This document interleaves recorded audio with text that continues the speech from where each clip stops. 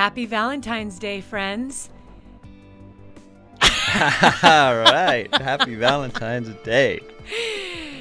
Eddie and Sally here in your ear. Or if you're watching on YouTube, hello. As you can see, Hey. I have some beautiful flowers and a little Valentine decoration that says you are so loved. I also have my Valentine mug. Yes, the McCrae family, we go all out for every holiday. And the kids woke up this morning to some really cheesy Valentine lovey-dovey gifts and some squishies, little candy. We did a Valentine's breakfast. Eddie and I made the kids breakfast croissant sandwiches, egg, bacon, and cheese. We did a little yogurt with some berries on top, some orange juice, some coffee. We sat around the table. It was a wonderful way to start Love Day. And I'll tell you what, it doesn't matter if you have a sweetheart or not. I am so happy that you joined the podcast on this day. Well, actually, when we release it, it won't be Valentine's anymore. But I just like to say that every day is a day that you should feel loved. So we're just going to remind you that right now. Yep. Dive right into that. In fact, Eddie, I thought we'd just kick off the podcast by having you open up this card from me. Oh, yeah? You are going to open that up. You're going to read what it says inside, and we are just going to enjoy the message. Really? So, this is a surprise. I am a Eddie little had nervous. no idea that I was going to do this. I'm a little nervous right now. You know, you shouldn't be because it's totally you. Uh-oh. This is just totally you. I have to read this out loud? Yeah, what does it say on the front? You are sweet as can be. You are sweet as can be. Oh, no. Eddie, thank you for my beautiful roses and sweet card. I can't believe you are committing to making me breakfast in bed for a full year. What? What? Oh my God. That's crazy awesome because I get up at 5 a.m., which means you'll be up at 4 a.m. cooking in the kitchen. I just can't believe how amazing you are. Even after 100 years together, you still surprise me. This is the best Valentine's Day ever. Thank you for my gift. I'm already envisioning tomorrow morning's breakfast, which will likely be eggs over easy with extra crispy bacon. A side of medium toasted sourdough bread with the crust cut off and light butter, mixed berries, fresh lemon water, and a latte with oat milk. You're the best. Love, Sally. Hey, Wow. I just wanted to let Wow. everyone know what an amazing partner I have. That was very My nice. husband is so thoughtful. And so I just thought I'd let everyone know what his Valentine's Day gift was. And, just say thank you in a card. So That is very nice of that's you to write a that. full year of breakfast in bed. Are you kidding me? Gosh, you are. What a catch. I'm the best. What? I'm the best. Oh, wow. You heard it here first, folks. And thousands of people all over the world are going to be asking, how is the breakfast in bed routine going? Crispy bacon. I will definitely 4 a.m. make start. them really crispy for you. 4 a.m. start. Not only that, like 5 a.m. is pitch dark. Can you imagine? You even try to eat all of that at 5 a.m. Are you kidding me? I can barely get myself to do lemon water. Wow. Oh my Wow, gosh. wow, I'm just wow. picturing an apron, a chef's hat. Just rise and shine, Buttercup. No, actually, this morning was really sweet. I came downstairs, and if you're watching the YouTube, you can see this sweet little bouquet of flowers. And when I came downstairs, Eddie had a fire going. He had music going. He was sipping his coffee, and I look over on the counter, and I see this sweet bouquet of flowers and a card. And so I just jumped in his arms, gave him a hug, and I was like, "Thank you so much." And we start chatting, and he gets up. He went to make a pot of coffee for the both of us. And then I walk further into the kitchen and I see this huge bouquet of roses, a card, a flower, a balloon. And I go, wait a minute, you got me 2 bouquets? And he's like, no, the little one is for Mackenzie. And you It's had not gotten her a little yours. card Yeah. and everything. So that I'm displaying Mackenzie's little bouquet, which I just thought that was the sweetest thing. Yeah. One of the things that has been so important to Eddie since the time, from day one, since we had Mackenzie, is you would always say, I will always treat Mackenzie in a way that I hope she understands that she deserves to be treated. Yep.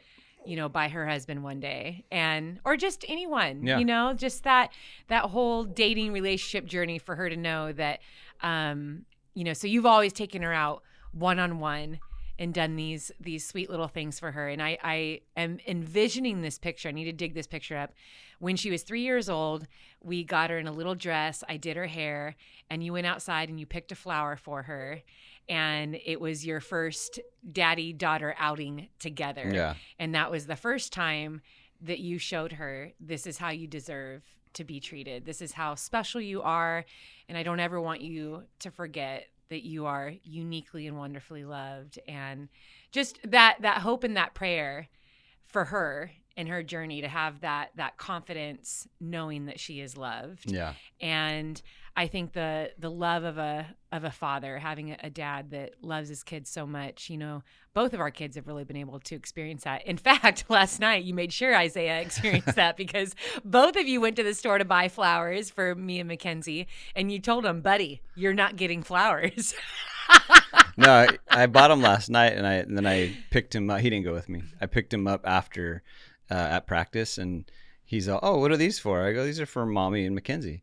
He goes, he looks in the back. He's like, oh, where's mine? I go, you're not getting any flowers from me, dude. He goes, well, what do I get? I go, I'll give you a big hug in the morning. I'll give you a big hug, and I might even make you breakfast. He goes, what do we have for breakfast? I go, I don't know, whatever Mommy makes. Well, I always get the kids gifts. Nothing extravagant. Usually I got them stuffed animals, some candy hearts. Yeah. I handwrite them cards.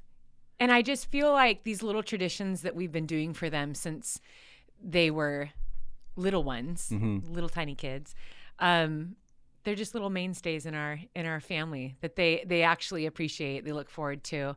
But I've always thought as a mom, what were all the things that I loved that my mom did? And she would do stuff like that. And she was so good, even though we didn't have a lot growing up, she was so good about doing what she could with what we had to make us feel special. Sometimes that was, handwritten signs and handwritten cards, and she would bake cookies but I love that because you knew that she was being thoughtful of you. She thought of you and thought, how can I make these kids feel special? How can I let them know they're extra loved? And so I just think that's so important. Our kids don't need a lot of stuff. Mm-mm. But what they do need is to be reminded every day that they are loved and that they are thought of, that they are cherished, that they are valuable. And that doesn't take a lot of material possessions to do that. So, we've never done extravagant gifts for things like this, but it's just little sprinklings of, hey, we think you're pretty awesome. And yeah, it's just another day to remind them of how much they're loved, right? Yeah. Like that's the goal. I know I'm not a huge holiday guy. I know you are. You weren't before you met me. Well, now I've been forced to be. But I honestly, if it wasn't for you, I can take it or leave all, these big holidays or whatever that the culture celebrates. And you do such a good job of making them a big deal, like you said, with your mom, passing that on to you, and you're doing that obviously with the kids. But it's not a huge deal to me. I do feel like, Valentine's Day is just another day to express your love, to you and to the kids. And yeah, some people say it's the greeting card day, actually. Yeah, right. It's a business day. Yeah, and so I obviously, try to do that on this day, obviously. But I know there's I was actually reading last night. I know there's a big movement of the anti-Valentine's Day. Oh, really? Yeah. I haven't read that one yet. It was, it's been, I guess, for a few years, it's a big movement. And, because obviously today is a day where it could be lonely too, right? Where there's people that they don't feel loved, or they don't have a spouse or a boyfriend, girlfriend, or whatever, and so they feel extra lonely on these days, and especially with social media, right? Like in this article I actually read, it said a lot of kids, high school kids, delete Instagram for the 13th to the 15th, so they don't want to see, like, their friends doing fun things with their boyfriends and girlfriends, and because they have this association with loneliness and depression and stuff. But so it is, we recognize that it's a made up holiday in a sense to for the culture to make money, but we do know that there's some people out there that either hate today or they feel lonely today or whatever. But hey, that's why we're here. We're here to encourage you and to love on you. Invite you in. Yes. We'll love on you. Yes. Yeah. My favorite, back to the Valentine's Day, my favorite quote, I guess they sell a lot of stuff on Etsy, that it's like a kind of this growing market of like these shirts that are very anti-Valentine's Day. And the one that I read, it said fries before guys. They're like, we're not going on dates, fries before guys. I was like, I can get behind that one. Yeah, I know fries are your all-time favorite thing. Yeah, so anyways, so shout out to some of those that are out there that maybe don't like today. Yeah. Valentine's Day. So absolutely. we love you. Yeah, I mean, it should be love day every day. That's right. Yeah. Speaking of, I wanted to share a couple, like I've been doing lately, some love that people have for the podcast. Okay. Let's do it. This one comes from Apple, from Francine Luna. She said, words of wisdom and role models I needed. She said, I have been listening to the Choose Strong podcast with Sally and Eddie for a couple of months now. It's fantastic. Sally and Eddie are like the parents I don't have. I've struggled in my early adult years to find words of wisdom and mentors to replace parental figures, and a podcast can't replace where a parent should be, but their words of wisdom help me think about life more clearly. And they give me snippets of knowledge each episode. This podcast has changed my perspective on life. I lost a younger sibling to suicide last year, and it tore up my heart to pieces. The only way I've known to cope through those painful childhood memories and his passing is through movement. I think best when I move. But when I tore my ACL and my meniscus playing rugby, I quickly lost my coping mechanism, and I needed to learn new ways to move while my knee was healing. So I started biking and doing PT and yoga. Several months later, finally back to running smaller distances, and I have Eddie and Sally in my ears the entire time. They are truly an inspiration and help me out on one of the darkest times of my life. I hope you find their podcast as meaningful as I have. It's an honor to get to listen to this couple. Very powerful, very powerful. Thank you for sharing that. It's messages like that really hit home. I think a lot of people can relate in many ways to that. Yeah, that was very powerful, and we thank Francine for listening and being encouraged, and for sharing that. That was pretty powerful. Another one I have here is from Apple as well. Is from Happy Customer 44. She does nice things for others, and I can't read the rest of the title. But anyways, it says, I usually try to avoid listening to audiobooks and podcasts in the car because I've almost always got my young kids with me, and the language and the content isn't always appropriate. But I've been listening to this podcast in the car because I've just started it, and I'm sad I'm late to the game, and I can't get enough of it. And also because I think the message is good for anyone. My son recently made a comment that he really likes it because it seems like, in quotes, she does nice things for everyone and everyone does nice things for her. Thanks for giving me a podcast to inspire myself and my children. That's really sweet. Isn't that cool? Yeah. I think you reposted something like that, right? Or this one? That's maybe. Super sweet. Yeah. Anyways, yeah, that's pretty cool that you're reaching the little kids in the car. I love that. I love hearing that. All right, another one. This one's from YouTube, from Tony. Appreciate this podcast so much. I come from a pretty difficult family. It's given me so much hope that healthy, fun, and imperfect but joyful families can be my reality. Forever thankful for you. Thank you for sharing that, Tony Tone. Wait, wasn't that a band? Or no, was that a song? Tony Tone. I don't know. I don't know. Maybe my rap It sounds like it could have been hip like hop an 80s days. rap song. All right, last one. Choose Strong Podcast Love. It's from Jen. I'm from YouTube. Love the podcast, and I've followed Sally's running journey for years. And since having my kids and turning 40, I've struggled to feel like a runner or part of the running community, since nearly all of my runs are done alone on my treadmill in the basement while the kids play nearby. I miss running with run clubs, doing races, and connecting with actual runners. But having your podcast and the community that you've created helps fill that gap. I connect with Sally knowing you two ran at odd times, fitting miles in at various points of the day, often splitting up runs because of the kids' schedules. This time of motherhood is full of challenges and joy, choosing strong every day, doing the work, and getting my workouts done rather than perfect, thanks to the example you and Eddie set. Love you guys. And what was her handle? That was Jen. Jen, thank you so much for that. I feel you. I remember those days so well. I remember the kids hopping in with me in the garage during some of my workouts. I remember seeing the videos recently of that, right?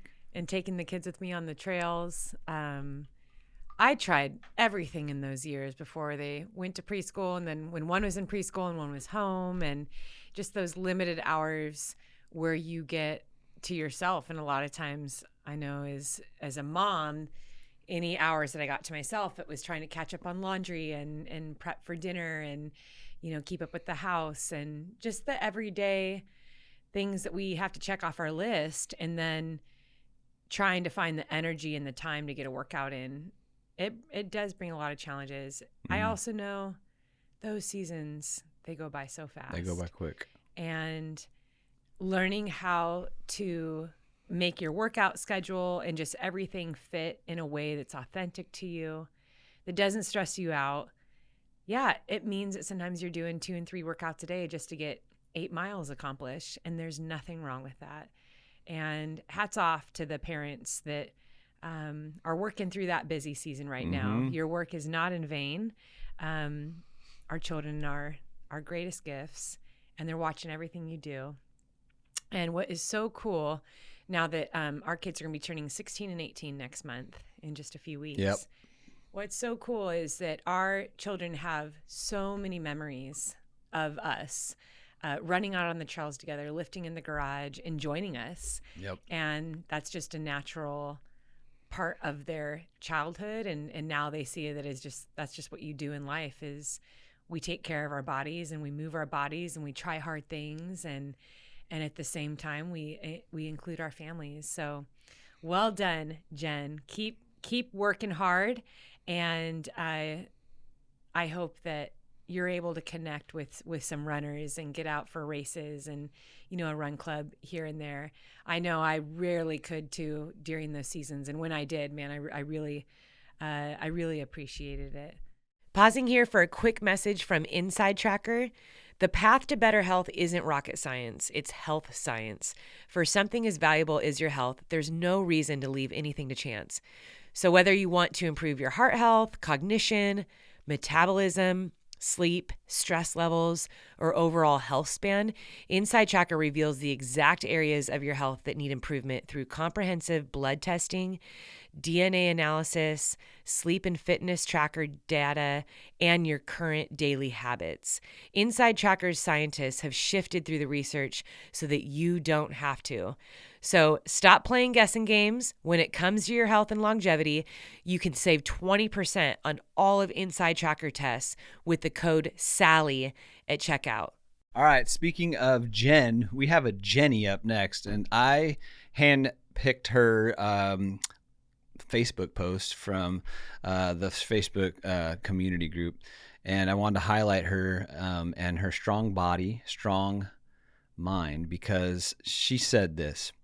About 6 weeks ago, I happened to come across Sally's YouTube video, Mind Over Miles, and I decided to go on my first run in years, and I mean years. I couldn't run any longer than a minute without having to stop and walk that day. Today, I ran 20 minutes, 1.4 miles, without stopping. I've never been able to do that. I am beyond grateful for the empowering words and motivation that I get from Sally and Eddie. Strong body, strong mind. Jenny, big props to you. That is pretty amazing. Cool. Yeah. I love that. The hardest part is starting. Yeah, and for sure. especially when, I mean, I know that testimonial that you shared last week of that guy that ran 200 yards and he threw up. Yep. Things like that scare us away. We don't like being uncomfortable. And it's so easy to compare ourselves in our journey. We think it's not great, it's not worthwhile, it's not valuable unless it looks like him, unless it looks like her, and unless it's at their pace, their distance. And we have to, in a way, almost discipline ourselves and remind ourselves that we all have a starting point. All of us had to start somewhere. And this is something we went to a nice big Super Bowl party last weekend. We met a lot of new friends. And there's a couple people that were asking me about these 200-mile races. Yeah. And at one point I had to pause and tell this woman, I was like, I didn't start off as an ultra runner. Yeah. I wasn't born, and a few years after that, I'm running 50 miles, 100 miles. Like, it took decades to get there. Yep. But the biggest piece in all of it was curiosity, wondering about it. So it was planted in my mind. And then just taking a chance to give it a try. Yeah. And it was so cool because her husband was part of that conversation, and he was saying how he always runs marathons. And he's a pretty fit guy. He loves to lift. And I looked at him and he's like, man, those races sound crazy. And I was like, a 50K is only 5 miles longer than a marathon. That's an ultra. I go, I guarantee that you could do a 50K. Yeah, I don't know. And I was like, it only sounds crazy, but you've never tried it. So you can't really size it up unless you've tried it. And that is how everything is accomplished. It has to start with trying. And you have to be okay with not getting it right the first time. You have to be okay with being incredibly uncomfortable, just like these people who have written in who've said, I couldn't even run for a minute. I couldn't even run 200 yards without puking. And now both of those people have gone further. Yeah. And that is the most exciting thing. When you prove yourself wrong, when you realize that the fear and the stress and the doubts were all self-made. And letting go of those things and just saying, you know what? It might not go well, but I'm going to give it a try. And I'm going to keep on doing that and just see what happens. Yeah. And that is how we achieve great things. That is how we reach our full potential. And that's what makes life so exciting. Yep. And I'm not just talking about in running and fitness. I know there's a lot of that all over the internet and on social media. We think we have to do physical feats. I mean, this is in every area of your life. This is in your relationships. If you're, looking to find someone or to make your relationship better, you have to take risks. You have to have conversations. You have to change things up, put yourself out there. And that's really hard. And this is the same thing for in business, in career, in school. I've had multiple conversations with people who are considering doing something different as a career. And that is really scary because maybe the job that you're currently in, it gives you security. It pays the bills. But it's not anything you like. You've grown tired of it as years go on. You dread it. You can't imagine yourself continuing to do it. But it pays the bills. Yeah. And it gives you that medical insurance, dental insurance. Gosh, who was it that I was just talking about this with? It was like last week. But one of the things I said was, I've been there. I've been there where I've done a lot of jobs in my life that I didn't like. And the goal of doing those jobs was so that I could work on what I loved, what I was passionate about on the side, until that side job became my number one job. Yeah. And, I had 20 jobs before I became a professional athlete, before I started a podcast and a YouTube channel and wrote a book and had an app and started my coaching business. There were a lot of things that I did that I didn't like, that were uncomfortable, that I dreaded, that I wasn't good at, that I failed at. And so this idea of just trying, don't discount it until you try. It's so easy for us to size ourselves up in accordance of appearance, because we don't look like someone, or because we don't possess maybe a certain amount of money or have the possessions or live in a certain place. And we really can be our greatest enemy in keeping ourselves from achieving what we are capable of. I don't think that most of us actually understand how much we truly are capable of doing. We hold ourselves back so much. So that's the good word for you today. Do not doubt yourself. Your mind is wondrous, and if you have imagined things, if things get you excited, if you keep wondering, if you have this curiosity, go after it. Just try it. Even if you fail, you're a little bit closer than had you never done it at all. And I'm all about failing over and over again to achieve something that you love and that you're really passionate about. Yeah. I think I caught the tail end of that conversation when we were leaving, when you were talking to that guy, and I'm pretty sure he said, okay, I think I will sign up for that 50K. So you have a way of how somehow getting people to sign up for marathons like the LA marathon. Yeah. Well, that was Rob. And Rob, if you're listening, we go to the same gym. So if I see you, I will follow up. Be like, hey, Rob, putting in the work. Yeah. So, and I think too, like, for Jenny here that ran 1.4 miles without stopping, getting the inspiration from Mind Over Miles. I feel like when people watch those documentaries of you attempting these 200-mile races, it's hard not to be inspired and encouraged to go out and, run a few miles, knowing that you went through some serious gnarly stuff to eventually finish 200 plus miles, right? So it's hard not to walk away from watching those and feeling like I can go and start. I can go and attempt something that I've never done before. So and listen, the thing about all of those documentaries from last year, the three 200, we don't have one for Bigfoot. Our film crew couldn't be there. We tried to get some footage. I don't know if anything will ever come from that, but I would have loved to put out some race videos that just made me look strong and amazing and well put together and blazing fast the entire time. And yeah, you're getting a snapshot of these races because these documentaries are 30 to 40 minutes. And those races lasted 70 to 80 hours. Right. So you're getting a small glimpse into what that journey was like. But I did have a few moments of reflection last year where I thought, wow, it's been a humbling journey. It was a very public, humbling journey. After I did Cocodona and shredded my feet, I thought I could attempt the Grand Slam in 2024. Heal up, figure this out, do better. But as is with anything, we are never guaranteed tomorrow. And the opportunity was presented to me last year. And so was I going to do the best with what I had at that time in that season? I was. What did that mean? Well, it meant that every race was going to be uncomfortable. Yeah. And I encountered different situations that added to the discomfort and ultimately some gnarly acute pain. Yeah. But we got to every finish line and I learned a lot.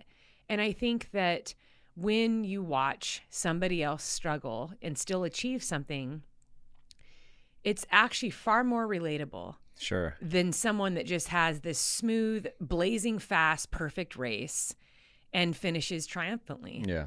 And so that was one part that I was able to appreciate because the routine message, the routine response has been, wow, you make me feel like I can do something too. And there's nothing that makes my heart happier than that. Yep. I was listening to Sunday morning, the kids had stuff, so we weren't able to get to church. So I was listening to a study, and the pastor was saying how pain so often is a valuable part of your life, a valuable part of your story. Don't waste it. And I thought that's a really interesting perspective. Don't waste your pain. Don't waste the losses and the sadness and the setbacks.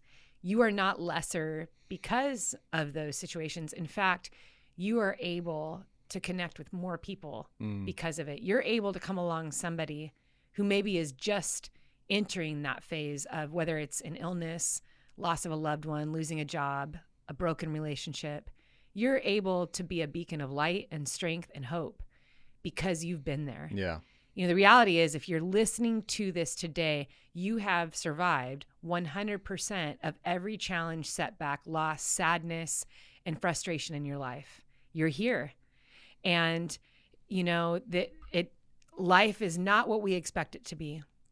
And some of those things leave really deep scars and even make our stomach turn when we think about them. But we live in an imperfect world full of 100% imperfect people. Mm-hmm. And pain is a part of every single person's journey. So don't waste it. And that goes for the trying. So bringing all this back into the trying. When you try and you fail, when you try, it doesn't work out, when you feel embarrassed, when you feel like, oh my gosh, now I have critics and now people are going to second guess me, or I look dumb, or I feel like this, that is the path for every one of us. All of us feel that when we embark on something new. It's scary, it's unknown. But the reality is, and just through these films that we put out, if I can do it, you can do it too. There's nothing spectacular or so special about my life and who I am that I was able to, enter into the world of ultras. Nothing really earth-shattering happened. It was just I got curious. Yeah. And I thought, I'm going to try them. And that was when my kids were babies. I'm going to give this a try. And as the years went on, I thought, well, I'm going to try that distance, and I'll try that distance, and I'll just keep going, keep trying. And it's been an up and down, path. But if we are not afraid of failing, if we're not afraid of being uncomfortable, because we understand that is actually what connects us as humans, then man, we can really gain a lot of boldness and confidence to keep trying and to keep going. Yeah. Yep. All right. I have one more, and I honestly felt that this one clicked every box. Okay. Strong body, strong mind, strong love. So this is Laura Sample.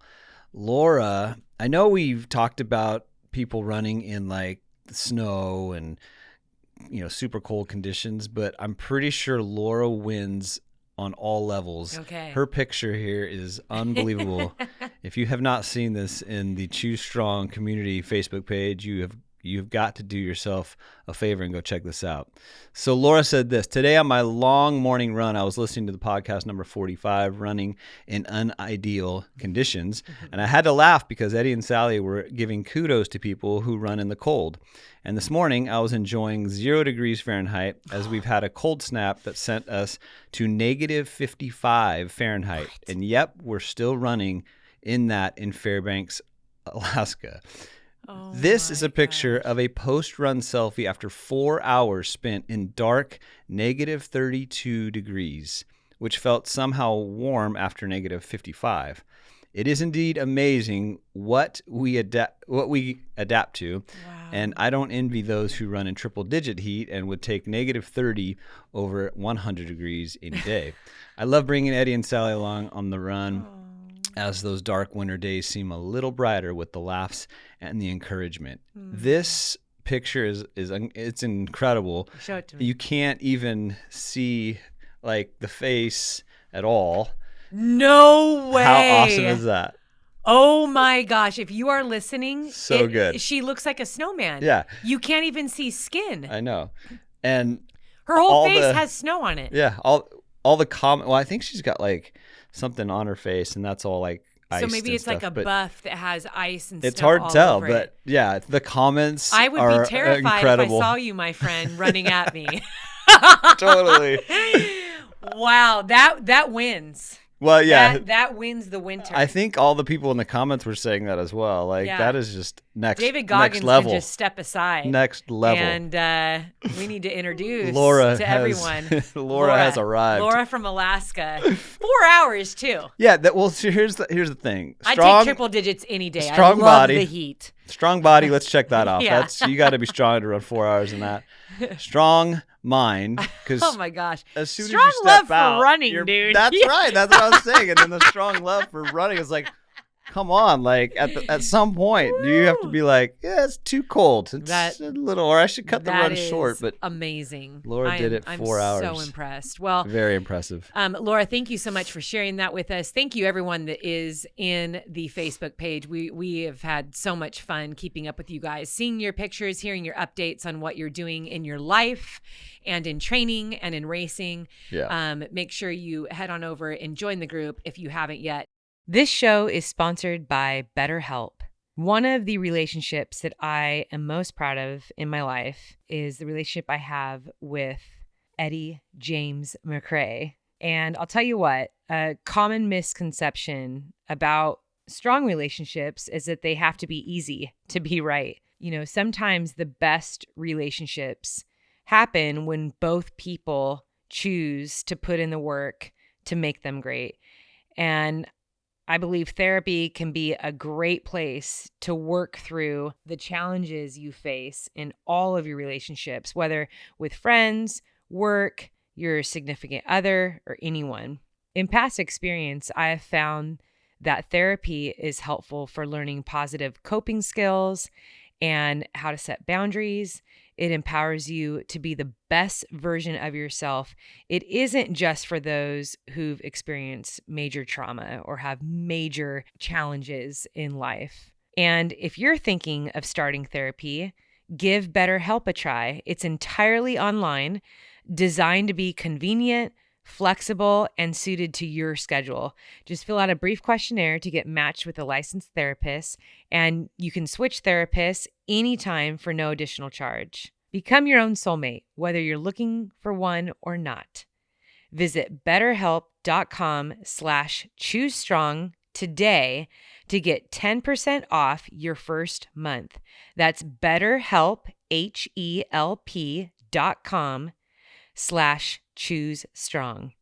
We are going to dive into some community questions. Yes. We have about 20 minutes left on the clock. Wow. Another tightly scheduled day, but we wanted to make sure that we answer some questions because Eddie asked the community if they had any questions for us. So some of them are going to be a little bit more lovey-dovey. Got some Valentine's good ones Day, here. Got some good ones. But then we'll do some other ones too. All right. The first one I'm going to lead with is from Ross. He says, is golf gear a great Valentine's Day gift? Yes or yes? Ross, that's what I'm talking about. Is this Ross from Colorado? Yes. Is this our buddy Ross? Oh, I'm so glad that you're listening, Ross. 100% yes. 100%. Especially with Eddie. Eddie's Eddie's first Father's Day gift from Mackenzie was a golf club.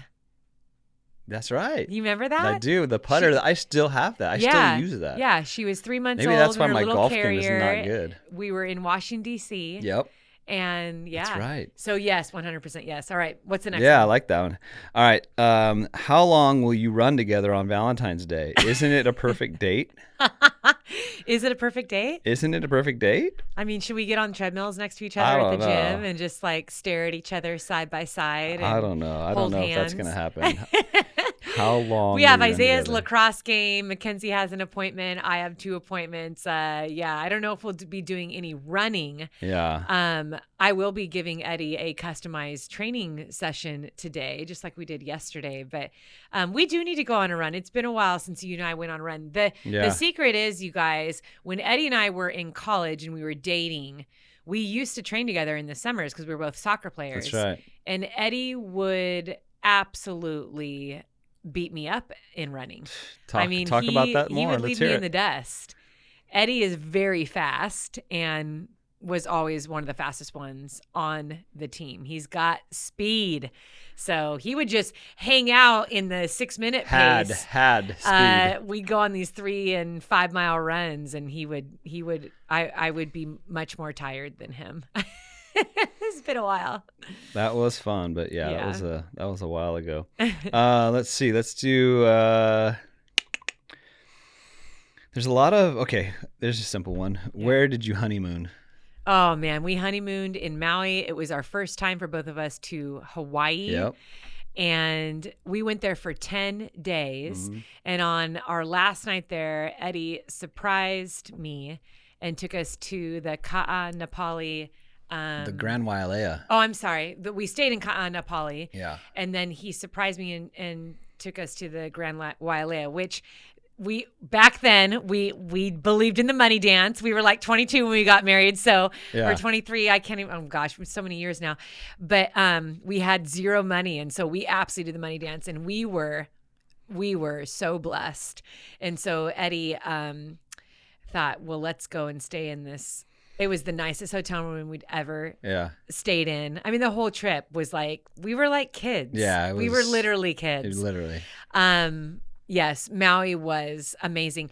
And we had never, ever been back to Hawaii until last summer. We took the kids, and that was their first time. We didn't go to Maui. We went to the Big Island, but that was really special. What was your favorite thing that we did? Snorkeling. Snorkeling? That was fun. Yeah. I'm not a great swimmer, and the ocean is so warm there, and it's pretty, and so clear, and the water is just so different. So that was really special. You don't see a lot of people snorkeling in Huntington Beach. No. Very different water. Zero. Yeah. So. Yeah. Nope.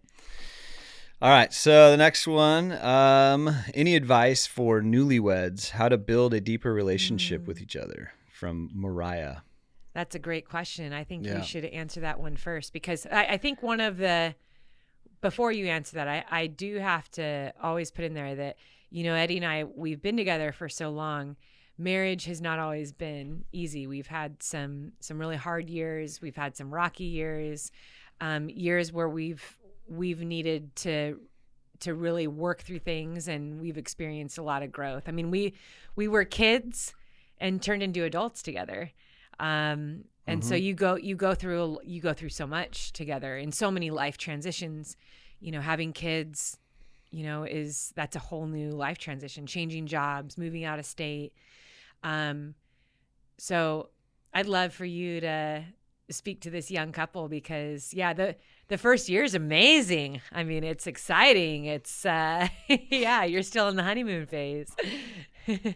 Yeah, I think advice and for newlyweds, how to build a deeper relationship with each other. I mean, there's so many facets, right, to building a deep, friendship and marriage, and especially when you're newlyweds. But I feel that, when you're starting out as newlyweds, it's so important to remember. I think you even mentioned that you're marrying another imperfect person, right? You're both not perfect. And once you have that in your mind, I think it's easy to forgive, and it's easy to let things slide. You have grace because, you're living with someone that's not perfect. You're, all the time, you're always with that person. And I think that is helpful to have that mindset. And then I think also to know that there's that sense of humility where you always want to put your spouse's interests above above yourself, before yourself.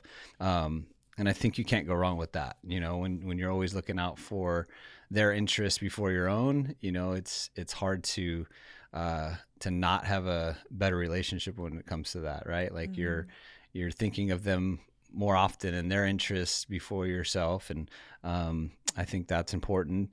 Trying to think. Well, you do that really well. I think that just in and of itself that's not something that society necessarily rallies around. A true love relationship, one that's deep, one that's lasting, you have to remember it's not about you. Yeah. And that's really difficult.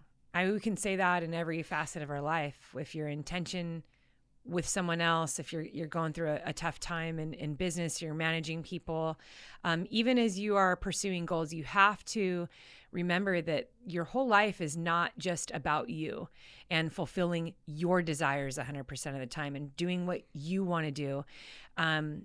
There are so many wonderful facets that are outward facing that have a lot to do with serving other people. I mean, that is where life is the most fulfilling. And I think parents can directly relate to this. Raising children, it is hard because a lot of the times it means we have to be unselfish. We have to put somebody else first. Yep. But then as those kids grow and we see what happens when you nurture and you love and you put your children's needs in front of you, it is so fulfilling. Yeah. I mean, that's what matters. And you've always been really good at that in our relationship. And I think that seeing I would love to add to it, just because Eddie and I start off as best friends. And I'd say that when times were tough and we were distanced from each other, that's what I missed the most was my best friend. And I think that understanding that, yeah, you have to do the everyday humdrum relationship stuff. You have bills to pay. You have to go to work. There's chores to be done around the house. And sometimes those things can totally take up your whole day, where you're just kind of passing ships through the night. You're just getting everything checked off the list. And you forget, this person's my friend. This person's on my team. This is my best friend. Like, at some point in our dating relationship, this was the one that made me laugh the hardest. This is the person who every time I saw him put a smile on my face.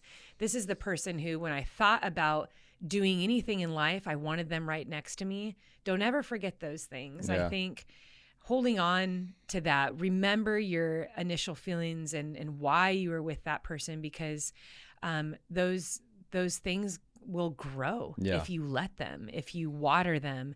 And I know for us, I mean, it took us 20 years before we got to work together full time. But I think one of the reasons why we work together so well is because we start off as best friends. Yeah. And we've had a lot of little jobs and volunteer stuff together. And I always love that about us. Like, we could laugh through every job and every trip and everything. And yes, you and I do spend 24/7 together. And I love it. But we also understand too, okay, they need space, they need quiet time, they need to go work on their own. And so there's just that respect that we are two different people. But also, I want to work so hard at our friendship, at being, at loving each other, and remembering that when I put you before myself, like, our relationship works so much better. Yeah. Yeah, I was going to mention the friendship part too. That's a really important key. Yeah. But yeah, I think it's not easy to do any of those things. It's not easy to put someone else first, because at the core of us, we're selfish and we're prideful, and it's all about us. And that's what the world and the culture speaks to, right? And emphasizes and promotes. And in a marriage relationship, for it to deepen and blossom, it's the opposite of that, right? It's putting that other person, first, and it's not easy. It's hard to do. So next one is from I don't know the name. I can't even pronounce it. But anyways, it says, babies, how do you decide when's the right time? Oh, they decide for you. Yeah. Oh, man. I'm going to let you answer that one, because that one is, I don't know the answer. What do you think? When's the right time to have babies come in? A lot of people say this, especially as we get older, and they say there's never a right time. You'll never feel ready. Nope. And I think it's like that with a lot of big goals or big decisions that we're making, like, when's the best time to move? When's the best time to go back to school and get this degree? Or when's the best time to, ask this girl out? Or, we get really hesitant because we want it to be perfect and understandable and to make sense. I mean, as humans, that's what we want. We want to be in control of the situation. Having kids takes a lot of control away from you. Even if you're a well-structured, organized person, you realize that humans aren't robots. And so as soon as those little babies come into your life, they have their own personality and their own way of doing things and seeing the world, and all these unique traits pop up. And it really forces you to take a look at your life and understand that, oh yeah, life is not going to be smooth, and it's not going to be understandable all the time. I'm not always going to see where I'm going. Like, I think I remember when the kids were babies, and both our kids they're both March babies. Isaiah was born 2 weeks later. Mackenzie turned 2. So they're just about 2 years apart. And Mackenzie was especially tiny. And then Isaiah was a chunkier baby. Yeah. And so when I could carry both of them around for a year straight, like on both hips. And I just remember thinking, I had a lot of days where I'm like, this is hard. Mm. This is like, I'm not ready for this. I Yeah. have 2 kids and I'm like, I don't even know what I'm doing. Am I a good mom? How am I supposed to figure out all these things? I mean, I remember having a lot of days where when my kids were little, that's when I missed my mom so much. I just wanted her to pick up the phone and call me and tell me, you're doing a great job. Yeah.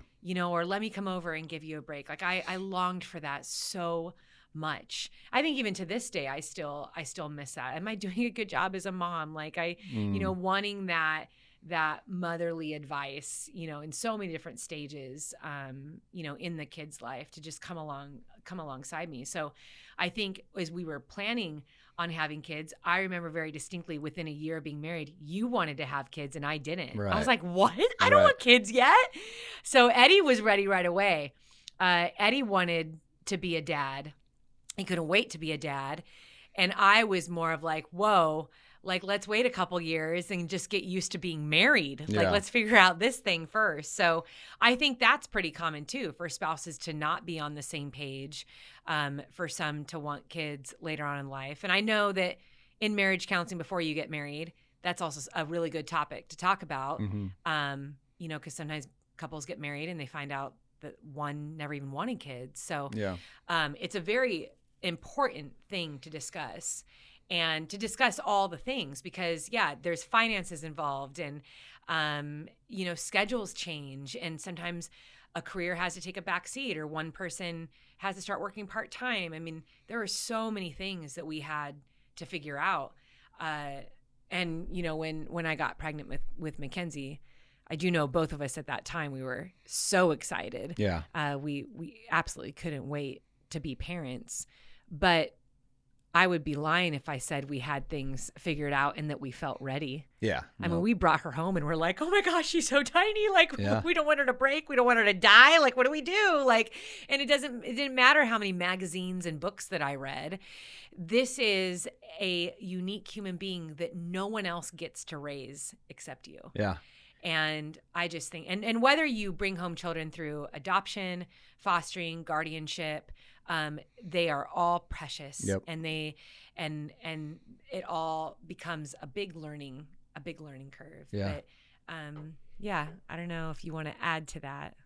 I just remember that, I know a lot of people say this, but man, when that first time when putting her in that car seat, taking her from the hospital and putting her in that car seat, and she was so like tiny, right? And she was so like little. 5 pounds, 10 ounces. Yeah, just so tiny. You're putting her in this car seat, and the car seat looked massive. But I just remember like driving away and, having her in the back of the seat. And I was like, the best I've ever driven in my life. Like, so cautious. I'm gonna start crying. But it was it was very surreal to know that, we're in charge of that human being behind us. Like, that's really weird, because like 2 nights ago, we were just up late, whatever. Like, you know what I mean? Like, you didn't have a care of or a worry about having a life that you're in charge of, in a sense, right? So your whole life changes. Like, we pulled away from the hospital and it was like our lives were never the same. Yeah, everything revolved around making sure she was safe, and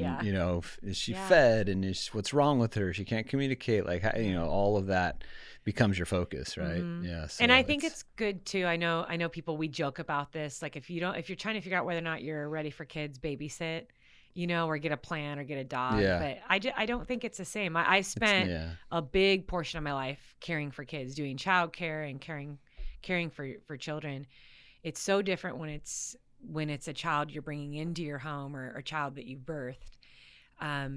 It's just a different story, because no 2 humans are the same. Yep. And so, and even bringing home Isaiah, I mean, that was a whole new journey for us. Yeah.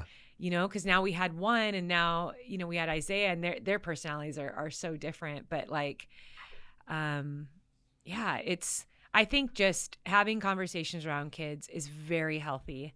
Asking the hard questions too, bringing up the scenarios. Okay, so, if we decide to do this, what's going to happen with finances and careers, or are we going to stay in this house? Are we going to, I remember you and I were like, we have to get a family card. You wanted a van, and I was like, heck no. Yeah, we are not getting a van. I'm not a minivan mom.